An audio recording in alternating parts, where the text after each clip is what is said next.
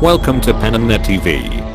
Our mission is to promote local NGOs, charity events, community services and corporate social responsibility practicing companies.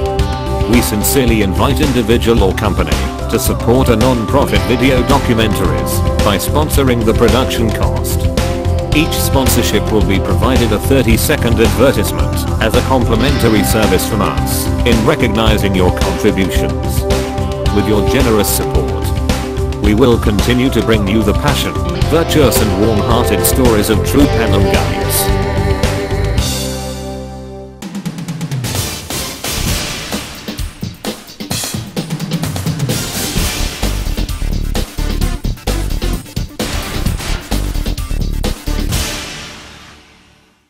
Since then, I realized the need for regular medication, and I have not had a relapse for 20 years. I now live independently, have pension in Stockso, and I work part-time in the church as an assistant clerk. Especially, I want to thank the state government of Penang for allocating a flat for me to buy at a reasonable price from my EPF savings. I hope more people with mental disorders will seek help from the doctors and faithfully take their medication to live a productive and meaningful life. Thank you, ladies and gentlemen. I hope what he has said has touched you. We have another story to tell. The story that we have now is of a young lady. Ladies and gentlemen, Sir Winston Churchill once referred to his depression as a black dog. And as is true with all metaphors, it speaks volumes. The description implies both familiarity and an attempt at mastery, because a dog is a companion that stays with you. Yet, it's still, after all, only a dog, and it can be trained or even locked up at times. I too have such a dog, which has been like a black shadowy companion that follows me around, and yet an enemy to be reckoned with, for it can now and then sink its fangs into me, causing severe pain and deep injury that leaves long-lasting scars. For many, many years, I have traveled down the lonely and winding road of depression. There were times when it felt more like an unending dark tunnel of despair, with no light at the end, nor hope in sight. Depression is a whole-body illness, involving your body, mood, and thoughts. It affects the way you eat and sleep, the way you feel about yourself, and the way you think about things.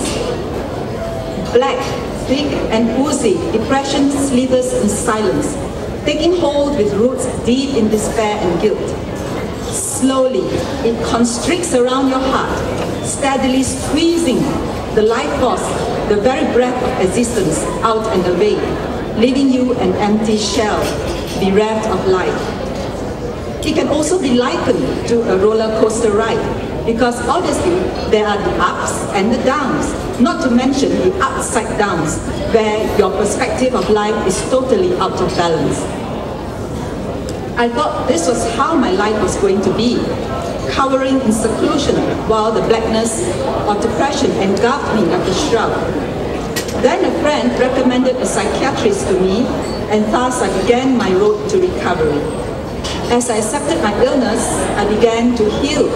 I began to learn more about the illness and the skills I need to develop in order to cope with it. I went from longing for death to embracing all that life has to offer. I believe in God, and my faith in God is strong, and that helps tremendously. I also believe that sometimes God allows us to experience afflictions, for it is in the wasting of our outer man that our inner man will be strengthened. It is not easy, but it is possible. All it takes is the drive, and it can be achieved. I still have days where I feel my world is coming to an end, but I look back on where I have been and can see the progress being made. I want everyone who suffers from depression to know that it is possible to get better. It is not a hopeless battle at all. Be strong, be courageous, and you will begin to look at life in an entirely new light. I still fight every day for my recovery, but I refuse to let this illness have the upper hand or allow it to destroy me. Just as Winston Churchill and I share the same dog, I wish to also share his positive attitude. He once said, and I quote, "Attitude is a little thing that makes a big difference." Therefore, my attitude today is knowing that each day brings a new challenge, even if it means going one step forward and 3 steps back. I know I can have occasional relapses, but I've learned that recovery is not a final destination nor a permanent cure, but a journey and a process of moving towards that destination. So here I am standing before you this evening, debunking the myth that mental illness is something to be ashamed of, and to assure you that, like any other medical condition, mental illness can be successfully treated. In closing, I'm grateful to the Home for giving me the opportunity to reach out and bring this hope to others as we join together to be heard, to fight stigma, to bring awareness and healing. Life has a lot to offer, so we should always dare to dream. Together, we can make and build a better tomorrow, beginning with today. Thank you, and may God bless you all.